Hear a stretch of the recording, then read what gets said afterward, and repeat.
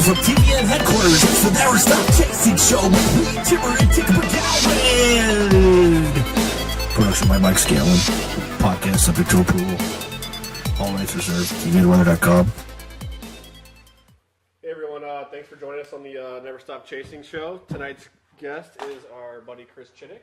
Hello. Hello. Perhaps you remember the guy. He's the steadiest hand in storm chasing. Yeah, we call Chris the steadiest hand in storm chasing because even when things are hitting the fan, things are getting crazy. Windows getting blown out, softball-sized hailstones crashing in the window. Chris Chittick somehow maintains that perfect form. He locks his elbows into his insides, just keeps that perfect steady shot. They call him the human tripod, obviously because of his shooting ability. They call me the human monopod. But anyway, sometimes, usually we chase storms, but every now and then the storms chase us. And when that happens, we'll be panicking in the vehicle, and Chris still just maintains a steady shot. We wanted to start off with a video clip that shows Chris in action. A lot of times we'll be chasing and he won't know what state we're in. I'll be like, yeah, we'll be in South Dakota. I'll just quiz Chris. I'll be like, what state are we in? He's like, Iowa. But when the tornado's on the ground, Chris knows what to do. He takes that steady shot, and then all the crazy footage that you see, all the steady footage, that's all. A lot of it's shot by Chris Chittick, and he's calm and collective. He's the glue that holds TVN together.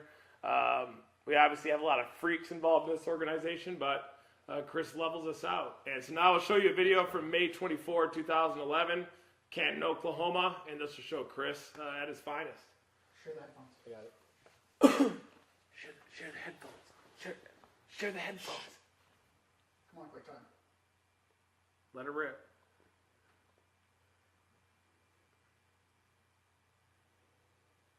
Should be no audio, right? You're on. Can you hear the audio? I can hear wind. That's all. Beautiful. I wish you could see it. Is he hanging out of the car and everything? Yeah, it's a cannon shot. Yeah. All footage I shoot is beautiful, buddy. So I'll talk right Hold after this and then transition to you, buddy. Get a little harder. All right, so that shot was from May 24, 2011, the Canton, Oklahoma tornado, and it was a really violent tornado. It was the first intercept that we had Dominator 2 in the field in our new air cannon system, and our air cannons are built into the shell of the Dominator, so we can breech load them as we're going down the road. We'll be pumping these instrument probes inside the air cannons, and we press a big red button, and these probes pop up into the tornado. A parachute deploys, and they're carried around inside, measuring temperature, moisture, and pressure. And part of our goal at the Dominator is to get a 3D X-ray of the tornado. So we're intercepting at the base of the Dominator, measuring horizontal and vertical winds.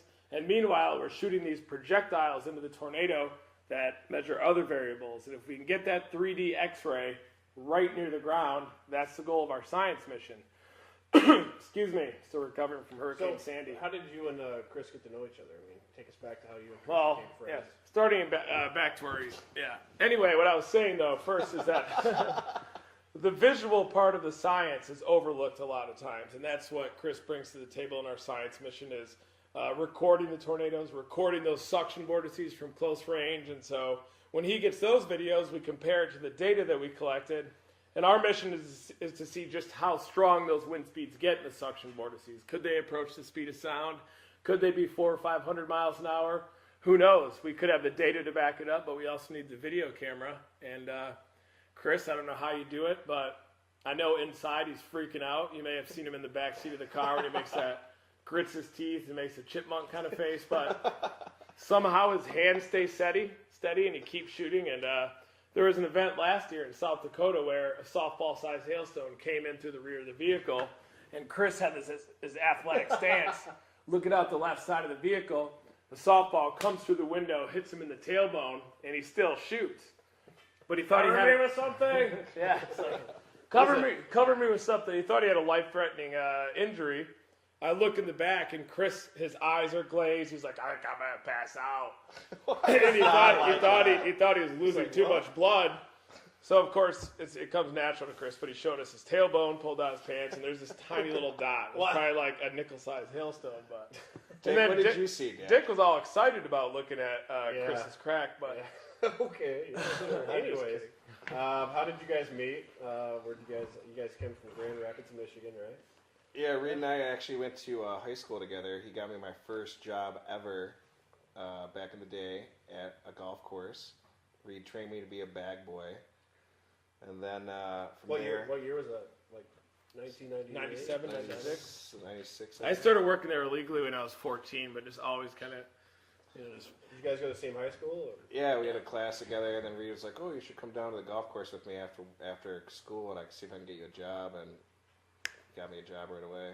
So you protected him from getting beat up from all the guys at school then? That was after that. I was bullied a lot through middle school up until probably beginning of junior year of high school. Then suddenly people thought tree identification and weather were cool, remember? Yeah. Reed was the snowball king. It's like a homecoming king at our school. But before that, I was still a nerd, so you got to wonder if it was a joke award or not. But So anyway, Reed got me the job at the golf course. From there, there's more to this, though. We can get to Chris. Chris had a bright blonde bowl cut, and he was actually one of the bullies. So he'd go around with these Coke bottle glasses and a bright blonde bowl cut and throw people into lockers, and then now we're friends. so Reed got me the job at the golf course, and then we started storm chasing together back then. And we came back one summer, and our job as a bag boy was gone. So We came back from college, the summer after college. yeah, and then the guy was like, our boss at the time was like, "Oh, maybe you should go out and try the maintenance shed." So we went down and tried the maintenance shed, and we finally got a job down there, just mowing on Monday, Wednesdays, and Fridays. That's what turned us into boys to men, right? That's right. I don't know if it was that or tell us a little bit about Victoria's Secret. Or first the Porta John story. Oh yeah. So You heard when the I was a Porta John bag story? boy, Reed went down and tried to pick up extra money and work at the maintenance shed. Keep in mind, I was prepubescent at like 17. I didn't go through puberty. So I would About see him. 25. I would be like, cleaning clubs and whatnot. And all of a sudden, I see Reed just hauling butt around the corner, like in a Yamaha golf cart with all this pea stone. There's like tiny little stones in the back, and he was just like shoveling all out. That's all he did all day, and he would just drive by with like a look on his face, like. They gave me the bad job, the shoveling the pea stone. And then there was a story that too, but. the bathroom at the time was a porta john right outside the shed, the maintenance shed. And so Reed, at lunchtime went in there, went to the bathroom, and then the guys down there, they're manly men, and they went and parked a mower right up against the door, so Reed couldn't get out, and left him in there all day. Then they start shaking the porta john, so all the blue water comes up and everything. The blue poop water. But that was when I became a man, I think, in that porta john. And then also the geyser, remember? Because Chris was a natural. Like, he's got common sense, which I don't have.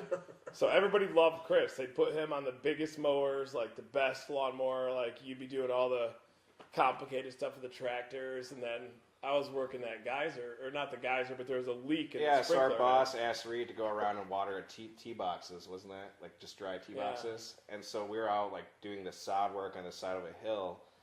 And like the tee box from where we were, right up over this other hill, probably about 500 yards away. All of a sudden, we look up and we hear this scream, and we look up and we see this geyser of water shooting like over 100 feet in the air.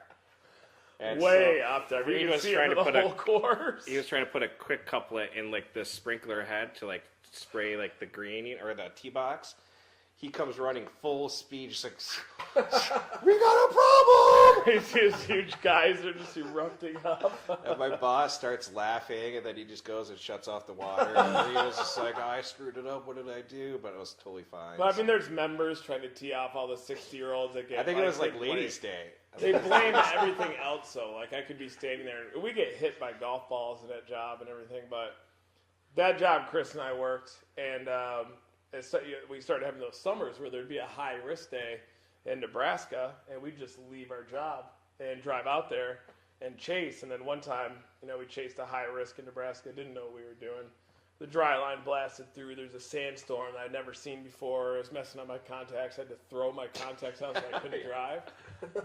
But then we had to call our boss because we weren't going to make it back in time. And he's the kind of guy that if you show up at 6:01 instead of 6 a.m., you're fired. Yeah. And we call him, we're like, "Yeah, we're trapped in flooding out here in Des Moines, Iowa. We're not going to make it."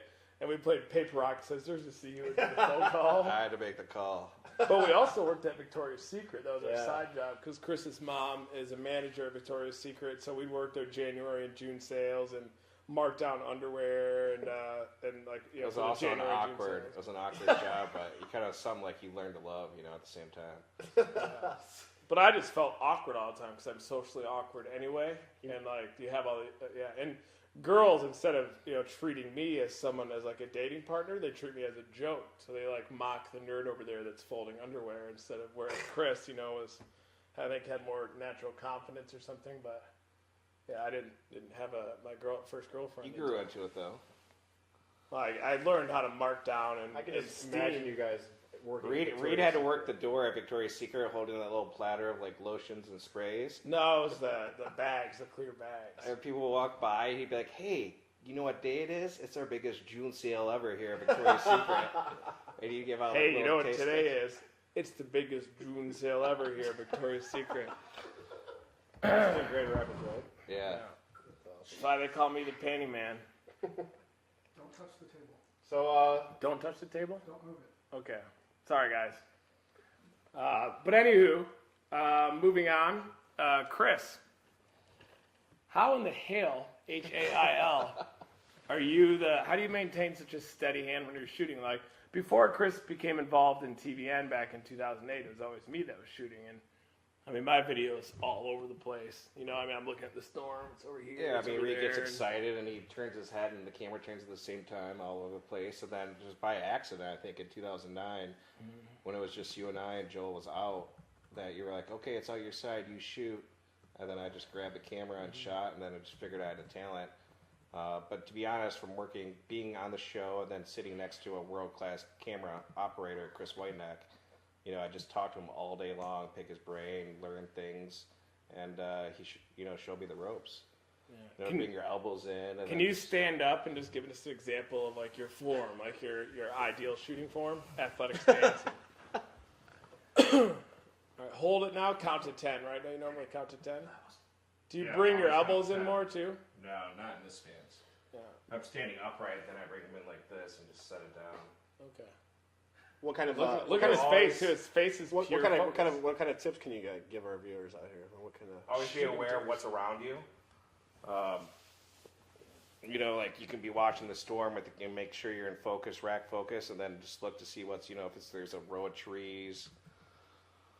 Anything else, just kind of always be aware, and then just really practice like all day long. Just sit with your camera and just rack, zoom in, rack focus, and like all deals down to your f-stop and your aperture and iris and all that, and just kind of mess around with it. hold it right? That's like a big thing. Like hold it up, like count to like. Yeah, 3 like or you always something. want to count to, supposedly the perfect shot is counting to 5, like 1, 1,000, 2, 1,000. But when you're in a situation shooting a tornado, it's a Yeah. lot faster, like 1, 2, 3, 4, 5, 6, 7. So I What always would count my to 10. count be like when I'm counting? Just 1, 7, 10. No, Reed would go in 3s. 3, 6, 9, 12. 3 is my OCD number, by the way. It just is beautiful. I used to have to go up and down the stairs in multiples of 3, and 3 is just it's an elegant number. Also, guys, if you guys have any questions, there's a chat. It's called Discus. It's on our tvnweather.com/podcast. You can ask us some questions through there, or Chittick on Twitter, Chittick TVN. That's what your handle is. CHITTICK TVN, or Reed Timmer, Reed Timmer TVN on Twitter. Dan Castro from Omaha Twister Chasers. Highly recommend following those guys. They're some of the new up-and-coming storm chasers. His name is @Dan_boom_. So he's a good guy, and he said, "Does Chris still have our Omaha Twister Chasers shirt, and do you wear it?" What's that autograph on your shirt, too? I see there's someone signed that. What is that? That's Dick McGowan. That doesn't look like... It looks like a Reed Tricky Timmer to me. It's a Chris Chittick shirt. He autographs his own shirts. And then, We were at an event signing, and then Reed likes to, take the marker and make little marks around your arms. Then he just signed my shirt really quickly, and it's one of my favorite shirts now. So we have another question here. Tell us some personal funny stories. Number 1 from Dick, number 1 from Reed, and 1 from Chris. I could tell one for Chris. one time I was trying to use one of those Sharpie markers, and I came up here autographing Dominate the Storm, and some things for our sponsor, Line-X. And I saw Chris's arm there and just started drawing bad things on it. And he got mad. Sharpie, mind you. Chris had some anger management issues at that point.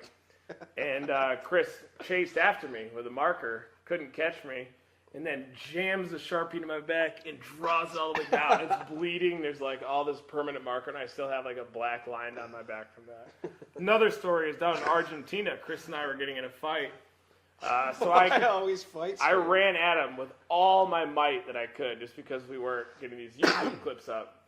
And I ran into Chris, and he was a rock. He just wasn't even moving. I mean, the guy was stationary and went at it, or slapped each other in the face a few times, and Chris picked me up and then set me on a doorknob, one of those long doorknobs. And it got caught in my fat roll at the time. I wasn't in shape back then. Just stuck on it, and then it peeled off skin the size of about a dinner plate. I just had this huge, like, flat, like, scrape that I had to sit the whole Argentina chase in with that thing just festering. Just sweating, no air conditioning.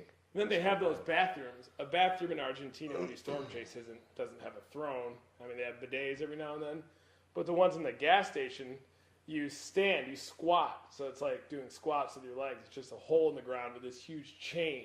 And when you're done, you just pull the chain, and then it all goes flushing down, and you probably get pink-eyed, and then you move tell on. the bidet story.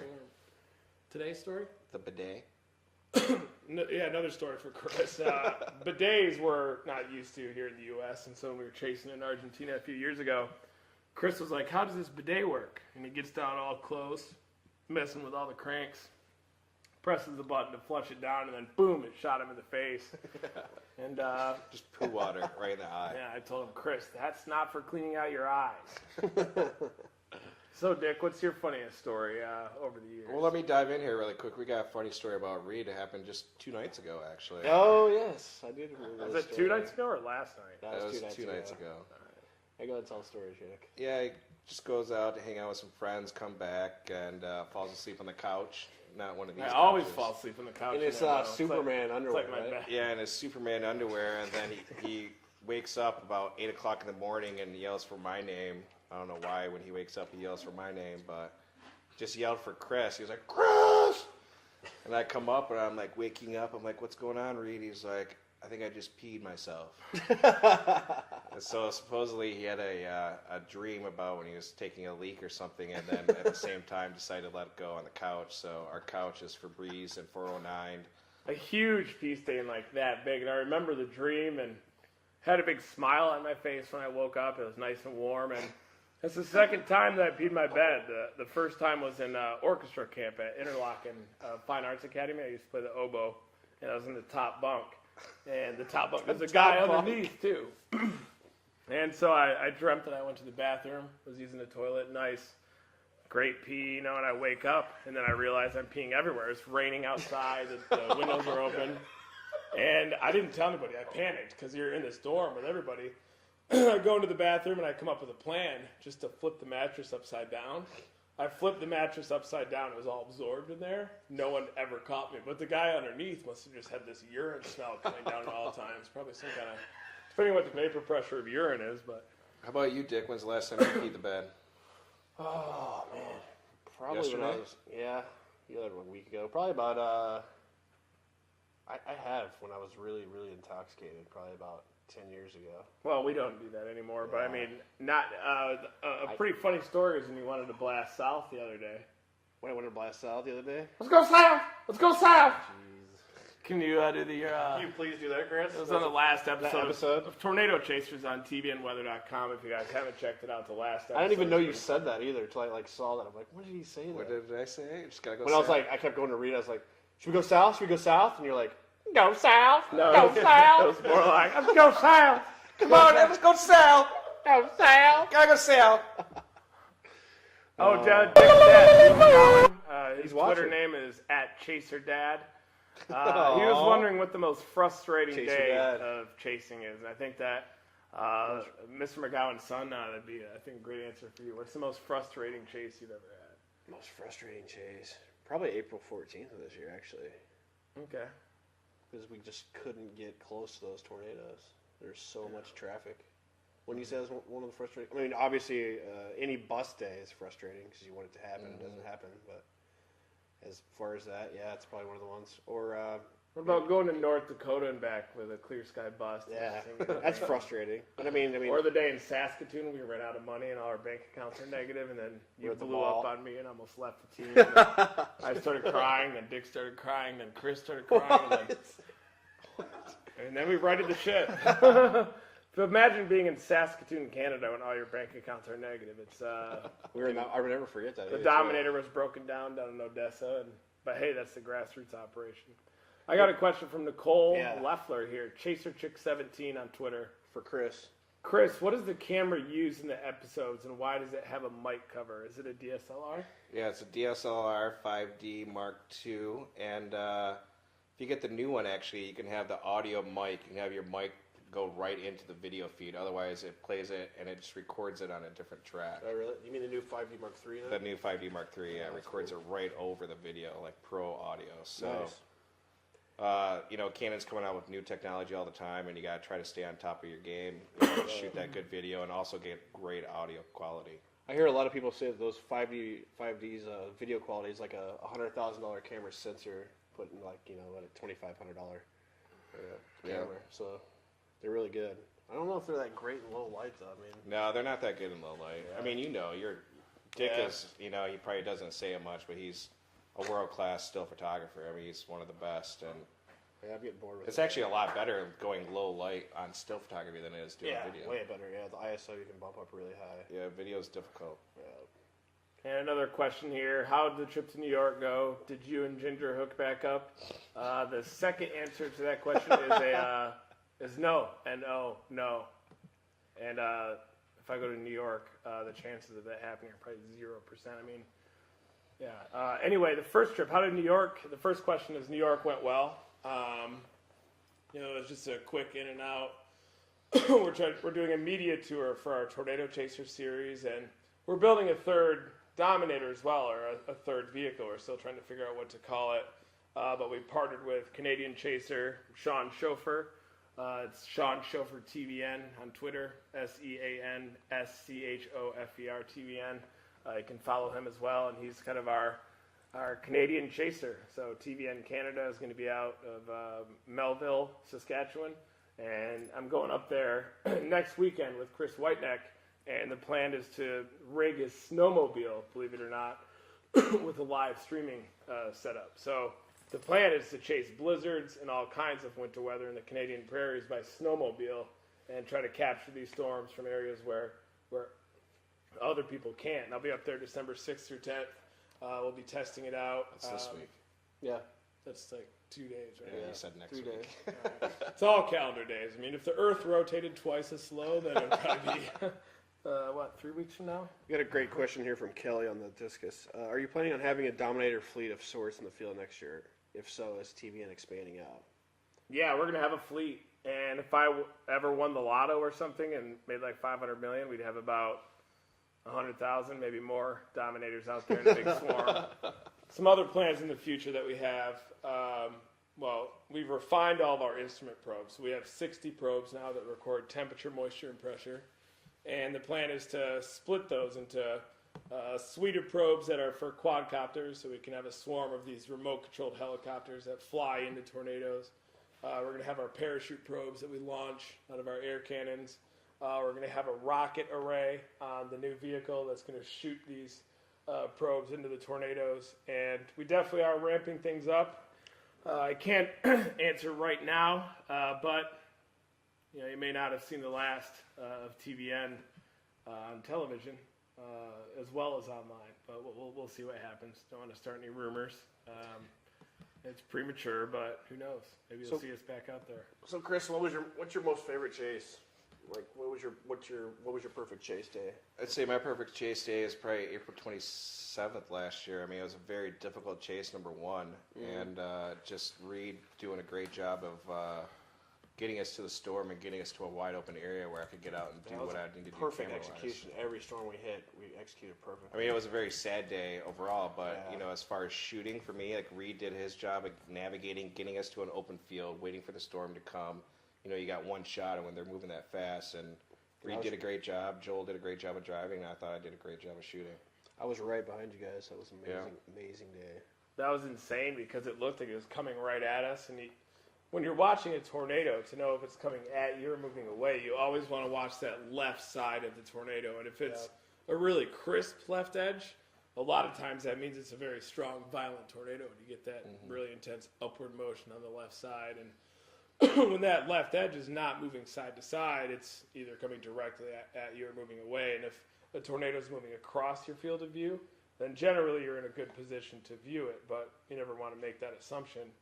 But, you know, if they always tell you to abandon your vehicle and go into a ditch, but if there's a tornado 5 miles away, you abandon your vehicle, go in a ditch, get pelted by hail and rain. Yeah. You get I in think and they're like- actually going to change that. I'm talking to some guys that, like, a couple years ago, they might actually tell you in the very near future that you can actually outrun a tornado. You have a better chance of outrunning a tornado than getting into a ditch. Outrunning in a vehicle. Outrunning in a vehicle, yeah. on foot. Yeah, you could but probably by a do different story. If I had a Segway, maybe I could get away from it with a Segway. But I think that the problem with telling people to try to outrun tornadoes, you know, then you have traffic jams and everybody trying to evacuate tornadoes, which is something you don't want to have happen, because if you get a traffic jam in the path of a tornado and somebody moves through, then you have big problems. And so the weather, kind of the recap over the last few weeks, there was a record-breaking storm system that came into California in terms of rain and snow. The snow levels were at about 8,000 feet. But we were looking at a forecast on top of Mount Shasta last week, which is way up on top of this mountain. If you were up there, I mean, you'd be nuts. But this kind of puts into perspective type of the extreme environments they get on top of those mountains when those storm systems come in. And Dick has a forecast that he found from on top of Mount Shasta, and he'll read this to you really quick. And this is just Where's insane. Mount Shasta? It's in Northern California. It says snow. The snow could be heavy at times. High near 23. Wind chills as low as -7. Not bad when you hear that. But you hear the windy with the southwest wind around 75 miles per hour. Wow. With the gust of 80 miles per hour. Chance of snow is 100%. Daytime snow accumulation 33 to 39 inches possible. We basically figured it out as between 14 and 16 or 18 feet Yeah. of They had snow 200 predicted. over 200 inches of snow on top And of the mountain. Was The reported. next day, wind gust as high as 115 miles an hour. Wow. So you can imagine that at negative That's negative basically a 13. Cat 2 hurricane, right? What's the elevation up there? Cat 3, Cat 2. Cat 3. Cat 3, 110. Yeah, it's Cat 3. elevation. I think it was around 7,000. 7,000 feet and above, we're experiencing that. But Mount remember. Shasta is much higher. I think it's Yeah. up near 10,000 feet. And so on the top of that mountain, you're getting 150 mile per hour crazy, winds. That's You're nuts. getting 200 inches of snow. So what type of drifting do you think 115 mile per hour Yeah. wind with 200 inches of snow would cause?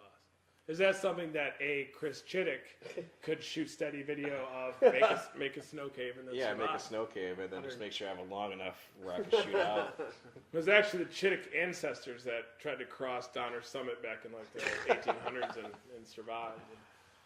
And I guess there was We're some survivors. cannibalism involved in that too, so it's kind of scary. You don't want to get trapped in a snow cave with a Chris Chittick.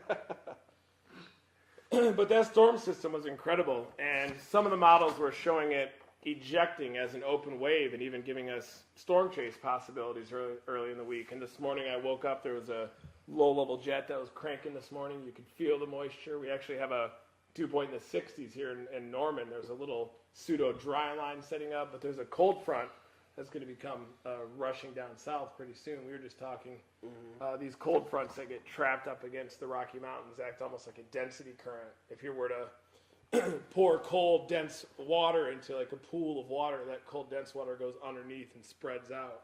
And the same thing happens with these cold fronts that surge south, east of the Rockies. They get trapped by the Rocky Mountains and they'll dive south faster than a normal cold front would. And those are called barrier jets or whatever.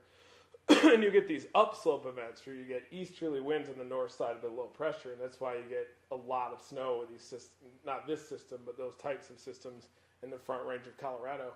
And when you get the barrier jet or that cold pool of air surging south, that can actually act as a mountain range itself. So these easterlies get forced up and over the cold air dome, and then you can get really heavy snow even east of the foothills of the mountains. In this case, though, the system is ejecting northeast, it's shearing out, and so most of the snowfall is falling in the Sierra Nevadas, The mountains up into Canada, Banff is probably They going to had get rain, hammered. a lot of rain there too. It was like 23 inches.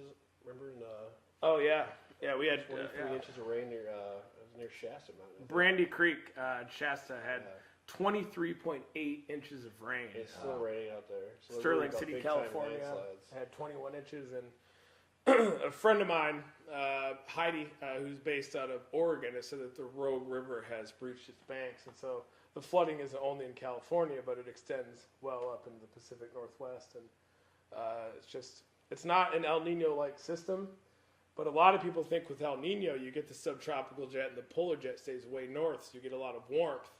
But in my opinion, when you have an El Nino with a strong subtropical jet, which is that jet stream further south or that river of air at high levels, if you get a trough that starts in the northern Pacific, that subtropical jet can dig the trough. And if the North Pacific pattern favors a trough ridge pattern in the U.S., then it can dig those troughs deeper, and that means good snow and good ski conditions in Colorado. But right now, the El Nino is not quite strong enough, so a lot of the systems are shearing out almost La Nina-like, and so you're getting more snow in the Sierra Nevadas north, up into the Pacific Northwest and the Canadian Rockies, and but there is a pattern change on the horizon. That Colorado low that's coming up. Was about the 11th. Looked like there could be some big snow in Illinois, Indiana, Ohio, eastern Missouri, that area. Yeah, and if Still a you little pull ways up out. twisterdata.com, which is the website we use, a lot of times, this is 192 hours out. That's near the end of the predictability limit. But this time of year, we like to look pretty far out into fantasy land. I mean, we need things to look forward to. You know, Mike and I noticed when we were driving back from New York, That- in St. Louis when we crossed the Mississippi, Yeah. how down the Mississippi. Really? It's like ridiculously down. There's a lot of drought Water- conditions. Waterborne, up north along the river. Remember, I was all flooded last year. Remember they? Well, we drove right Well, that's over the Mississippi, river, and they I had guess. docks, like specialty docks, going over the mud down to where the water Really? is. Yeah. Huh. That's crazy. So it's crazy. I can get so much rainfall in one certain area, then nothing. Yeah. So Angelina says, question, why do you actually chase snowstorms? Can you explain about an extreme snowstorm? And we chase pretty much any form of extreme weather. It's hurricanes, tornadoes, blizzards, anything. I mean, I love all forms of weather. Anomalies, average, doesn't matter. But what makes snowstorms interesting in mountainous areas are the microclimates that you can get. Like, for example, in the Pacific Northwest, you can go from one place getting almost 2 feet of rain, and you go up in elevation, and then you have 115 mile per hour winds and over 100 inches of snow. And I think, to me, the microclimates and the changes in conditions are interesting meteorologically. When we chase the blizzard, however, on Hurricane Sandy, like, a lot of the focus is on the storm surge, as it should be. It's a very populated area. But a lot of people overlooked the blizzard in the Appalachians. The media wasn't covering it very much, but there are several communities, Elkins, several communities in the Appalachians of West Virginia that were without power and had big problems. And that's one thing that we do, is we try to cover a storm very comprehensively through our live streaming network and whatnot. And we decided to cover the blizzard in West Virginia, and Dave Holder, Mike Scantlin back there, they covered the storm surge section in Manhattan. And the blizzard in the Appalachians is what I would describe as an extreme snowstorm. You've got thunder and lightning. You have 4 to 5 inch per hour snowfall rates. You have 70 mile an hour winds aloft, above 3,000 feet in the mountains. And that's extreme. And when we stream live video and cover it, we're trying to relay to the rest of the public and media what's actually happening in these areas that aren't being covered. And it was more meteorologically intriguing as well to me. How long were those people who got affected by the blizzard were out of power? Wasn't it like a couple of weeks? Yeah, it was a few weeks that they're That's down and out. That's horrible to get without power for a couple of weeks. Got a question. Hey guys, curious to where your favorite chase area is from Sean Kellogg. Mine is anywhere along the High Plains. I just love that area. And it also seems like the storms are more photogenic out there. Yeah, I like the Dakotas. Yeah, Dakotas. And just anywhere along there. What about you, Reed? What's your favorite? My favorite place to chase is probably the high plains of Alberta, actually. Really? I mean, I haven't seen a tornado up there, but you can be up in the mountains, like near Banff. You have these huge mountains, elk everywhere. You have snow-capped mountains even in July. There's beautiful blue glacier lakes, and then you see the supercells explode saw off it. to your east. So in 30 minutes, you can go from being up in this mountainous, beautiful terrain, come down, and then be chasing a tornadic supercell in the high plains of Alberta. Beautiful yellow canola fields. No chasers up there. You have the storm to yourself. What's a road network like? Good? It's great. Yeah, it's a great road network. The data coverage is good up there.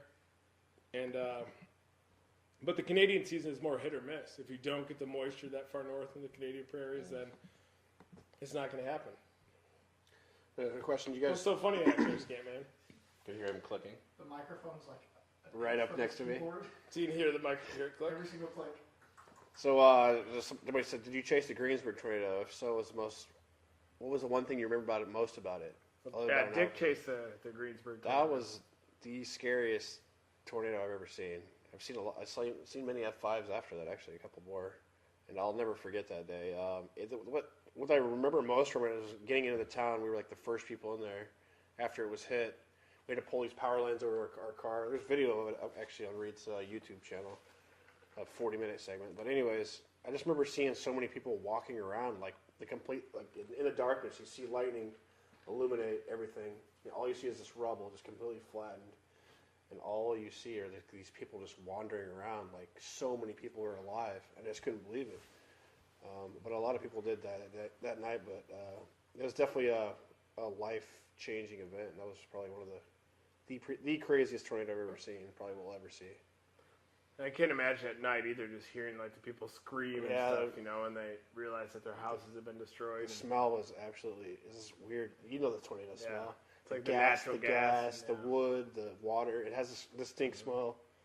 It smells horrible, actually. And do you remember seeing the tornado when the lightning would flash Oh, and yeah. seeing the massive We would wedge? see, actually, Scanlon can verify that. You'd see the main wedge, and then you'd see about 5 to 6 other satellites at once. I can only imagine. I mean, every lightning flash there'd be a new satellite somewhere, and there'd be a stovepipe or an carousel elf. around. Yeah, they were just around, So like you'd only see rotating 2 or around 3, it. and then the next flash there would There'd be be- 3 or 4 and more it rotating come- around. Wow. Like strong. Like I think one of the satellites was rated an EF3 south of Greensburg, where we picked up. We actually helped a guy because he was waving his arms for help south of Greensburg. And you met back up with him later on. Yeah, Right actually, after met up with him. Yeah, he's doing well. He's in New Mexico. He's actually a Mennonite guy. He actually went downstairs to take a shower, and he heard the hail starting to hit his house. And he didn't think anything of it. And then next thing you know, his house is gone, completely gone. Wow. And yeah, we picked him up, gave him a ride to his family. And that's one thing that is the dark side of storm chasing. Yeah. I mean, tornadoes are beautiful. They're interesting scientifically, but at the same time, they cause this loss of life and property. And it's something that we see all too much as storm chasers. And anytime we come across damage, we drop everything and help out in the recovery effort. That's the perfect example. And you have to. I mean, you're the Greensburg's first ones. doing a lot better now too. They're almost completely rebuilt. they're coming back. Yeah, it's scary though still because you see just a lot of the tree trunks Yeah. with no leaves there. But yeah, they're coming back strong. And another city, Yazoo City, where we were pulling people out of the rubble, was another thing. Yeah. It's scary when you see those people come up to you and they look you in the eyes and You just never forget their facial they expressions. want help. Yeah. Like they want you to help them, but it's such a helpless feeling when you're not trained to help the seriousness of their injuries. And I Yeah. think that's why all storm chasers should have first responder training. I think And it's you very guys important. did, remember? You guys had Yeah, we Training last year? actually after that we got. I mean, you can get trained all you want, but it's like how you're personally going to handle it when someone comes up and their, face is. Yeah, you just never forget their Whatever it may face. be, It's like I you mean- see them at their complete worst, don't you think? Like, Yeah, I mean, some people can be like, get all the training in the world, but can you actually put that training to Yeah. use? But you still develop a connection with those people too. Like I keep in touch with Lee Woods, and we actually we got him a tornado shelter. He and his community, and sent him some money so they could build a big tornado shelter. And this is cool news. That tornado warning that they had earlier this fall near Yazoo City, they had 16 people from the community all packed in this Wow, tornado that's great. shelter that we got them because anytime there was a tornado warning, I'd have all these numbers from Yazoo City just blowing up my phone. Anytime there's a lightning strike, and they'd be wondering if it's so sad because of the post-traumatic That's stress. awesome, though, you built that. But just for 'em. getting them that tornado shelter, now their whole town gets in there. And Really? Huge, yeah. A lot of them are mobile homes, and now That's that nice. it gives them peace of mind. And if another tornado comes through there, How is Lee doing when you talk he's to doing him? good. He's actually building a supercomputer at his place, and so he's getting really into the computing side of things. And He's doing good, and they still say there's a good chance he'll walk again with a lot of work. You know, it's going to take a lot of work, but he's still paralyzed, unfortunately. But Lee Woods is a good friend of ours, and He's a nice Lee, guy. if you're watching this, how are you doing? It's good. Never stop chasing. And when you get that supercomputer done, let us know. We'll run some computer models on it, have some fun. Here's a question for Chris from Michael M_TDN on Twitter. Besides the camera that I destroyed as a kid, how many times have you busted cameras by hail or anything? Like, how often do you go through cameras? I'm pretty careful with my cameras. The only one I can really remember was for Hurricane Ike. Yeah, That was. I busted that one. Yeah. Where he was like, "Oh, here, let me shoot for a second." I give him the camera, and 2 minutes later, it's completely busted. But I got hit by that big wave that came in with the storm surge. A huge wave came and then just hosed on my camera. I mean, pretty much like after a storm season, you can send your camera out to like B&H out of New York, and they can just go through, clean it, refurbish it, for like $100 or something, and it comes back pretty brand new. So if the camera breaks, if something breaks on it, you just kind of got to figure out a way to get around it, and then at the end of the season, send it in to get fixed. Yeah. But I'll tell you what, storm chasing is not a cheap thing. I mean, we're not the kind of people that save up for retirement in one of these days, but the great thing is that if I'm 80, 90 years old, when I probably should be retiring and being a ranger at a golf course, I'll still be storm chasing and eating gas station burritos, that's for sure. We'll have the new up-and-coming storm chasing team drive the old farts around. Here's a good question. Will the Canadian TVN team be chasing with you full-time next year? And that's Sean Schofer, TVN. Yeah, we'll be chasing together, but it'll probably be different than previous. On Storm Chasers on Discovery, you had a lot of teams that were kind of competing against each other, but were working separately. But in this case, we're all going to be working together around the same tornado, trying to get that 3D X-ray. But we're still going to have a friendly competition, and we'll come up with metrics. Like, if I shoot a probe into a tornado and it gets in there and we track it, that would be a point. Let's say Sean and his vehicle and Joel or Mike, whoever we decide to be the navigator of that vehicle, they'll be dropping probes in the path of tornadoes. And if they have a successful deployment, it'll be a point. But the great thing is that all these kind of incentive-based points will kind of have this friendly competition. But all those points are also going toward better understanding the tornado and helping people indirectly and also directly through the storm reports. And who knows, maybe what we might do on a theoretical show is all these points are totaled up, and then we could donate some amount to charity at the end of the year to help out in the tornado recovery effort. So yeah, I mean, we'll all be out there working as a team, but we're all men with so it's just always competition. yeah, there's testosterone there, and it's friendly competition. Yeah, I think that some of the competition in previous years got a little weird. I felt kind of like I was in 7th grade getting mocked for having my bug collection again, but I was like just kind of thrown off guard. I'm like, wait, these grown men are like mocking me? This is supposed to be like... But anyway.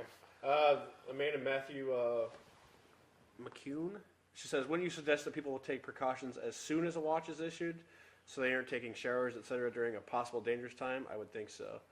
Well, yeah, they should take precautions when a watch is issued. I mean, that means that the conditions are favorable. It's not technically a warning. Just be aware. A warning is when a tornado is either on the ground or there's strong rotation detected by radar. So if he's in the basement and he's taking a shower, that's about the best place you could be anyway. So, but I do think people could take get some handshake and some scant man. I do think that people should take precautions when a watch, and especially when a warning is issued. And the key is to have a safety plan in place. Yeah, so if a watch is issued, I mean, why not just come up with one right now? I mean, it's winter. Yeah. The only thing to watch on TV is football and Amish Mafia, and so you might as well, Amish Mafia. You might as well watch Tornado Chasers. If you have a Roku box, watch Tornado Chasers. Episode 1 through 9 are available now. We have episode 10 coming out on Wednesday. And practice it too. I mean, practice it. Practice with your family. safety plan. She's my mom. That's why I got into Storm Chaser. My mom, I know she's probably watching this. She used to every time a rain shower would come, we'd be in the basement with flashlights, radio, food, stocked in there for 15 days of survival. And I hate to change the subject, but are you seeing the yucca plant behind you just thriving? Yeah, that looks great. That's a plant that I bought. Yeah, and I've been putting Miracle Grow in there, some other fertilizer that you probably don't want to know about. But it looks like dirt, just doesn't smell like it. But do we have the episode 10 little highlight clip that we can show you? The episode 10 will be relaunched on TV. Will be launched on tvandweather.com/on-demand on Wednesday. We're going to try to launch every Wednesday, but we might take a day off here and there because our editors are working like 24/7. Ken Cole is one of our editors. Kennergy Cole on Twitter. Let's give him a round of applause. And don't forget, Guy's a genius editor. Chris Whiteneck, Chad Cowan he's responsible for putting the show intro together under Chris Whiteneck's tutelage. And we're also going to be releasing a YouTube series, which is more storm-based with less character stuff, but the characters are the storms. And now we're going to show you a clip, kind of a preview for episode 10, which launches on Wednesday. And don't forget about the 12 Days of Christmas. What does that mean? Oh, the hail. There's big-time hail in this. Don't forget about the 12 Days of Christmas on tvandstore.com. Starts tomorrow. But in this clip, we're talking big-time hail. We're talking 5-6 diameter hail. Here it comes. Hail yes. What the hell? Whoa! Get out of here! Get out of here! Oh my God! Did you hear that? Did you hear it in the air? Oh, yes. It was whistling. Blew up. Whoa! Roll the windows! Windows up! Windows up! Oh my God! I've never seen hail like that. Oh yeah! Wow! Look at how big that stone is up there. Oh my God! Oh my goodness, that's huge. Oh my God! Okay. Ready? Look at this! Look at how big this is. Oh, that is a monster. Can you give that to me? Yes, I can. All right, let's get out of the road now. Look at this hailstone! Look how big that is. And we're back. And we're back. All right, guys, I hope you enjoyed tonight's podcast. We'll be back. I'm going to be doing a podcast from Canada up in Saskatchewan as we're rigging the snowmobiles with Sean Chauffeur to stream live blizzards, and I'll be heading up there this week, and we'll do a podcast up there probably toward the end of the week, but I'll let you guys know. And the podcasts aren't always going to be on Tuesday. We're just kind of floating them around and keeping it a little not quite as regimented. We'll also have special guest Mike Radliff on, I think, next week, too. Yep, Mike Ratliff. He also has an armored vehicle that he's trying to intercept tornadoes as well. And Mike will be a really exciting guest, and hopefully get Tim Samaras on board. He's someone that we're going to reach out to soon. So thanks for joining us, guys. And never stop chasing. And we'll have the archive up on the website as well, so you can check that out too. Peace. See ya. Way to go, guys.